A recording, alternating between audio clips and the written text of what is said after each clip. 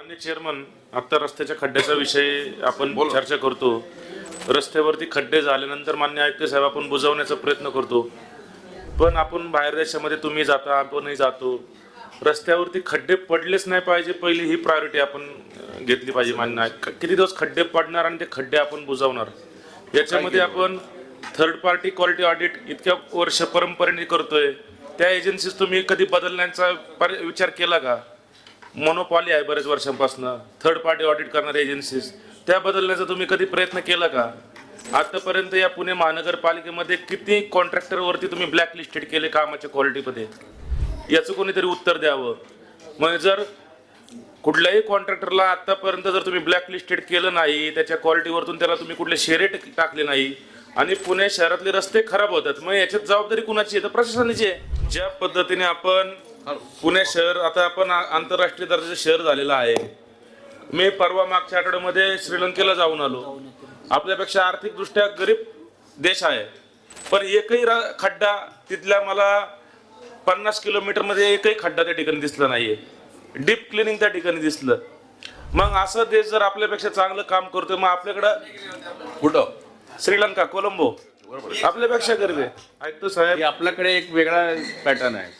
पुणे तर बाकी शहरांपेक्षा 1000 पट चांगला आहे देशामध्येच आपले ते. ते कुठंतरी त्याला त्याच्यामध्ये न मान्य करण्यासारखे काही विषयच नाही. पण याच्यामध्ये जर कोणाचा जीव जात असेल नाही, खड्ड्याच्या बाबतीत मी आपल्याला अतिशय प्रामाणिकपणे 2 गोष्टी सांगतो. सर, याच्यामध्ये माझं म्हणणं आहे एकच टेंडर करायचं आहे. एक मोठा टेंडर आहे 400 कोटीचा आणि ज्या ठिकाणी हे आहे तिथे करायचं आहे. पण याच्या आता जे आपण करणार आहे त्याची गॅरंटी किती वर्ष घेणार आहे ठेकेदार? जे काम आता आपण 400 कोटी 200 कोटी जे काय आपण मंजूर करणार आहे, त्या रस्त्याची गॅरंटी सदर ठेकेदार घेणार आहे का? आणि युटिलिटी रोड कटिंग वरती आपण काय नियंत्रण एसओपी आणणार आहेत का?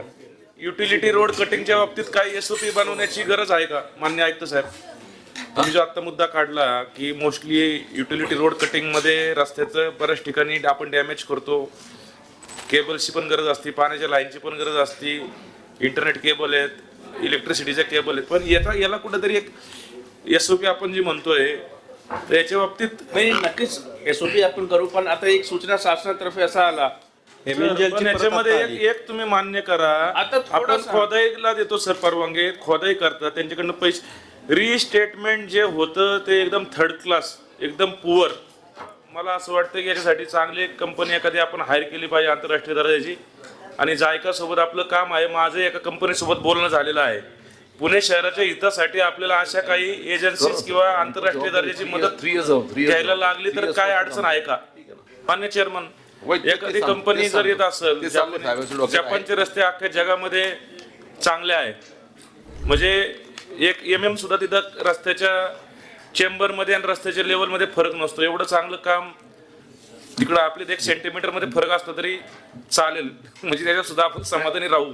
साहेबांच्या डोक्यामध्ये आहे ते बोलतात. ती एजन्सीजला वाटल्यास मी साहेब तुमच्याशी कोऑर्डिनेट करायला लावतो, तुम्ही त्यांना हायर करा.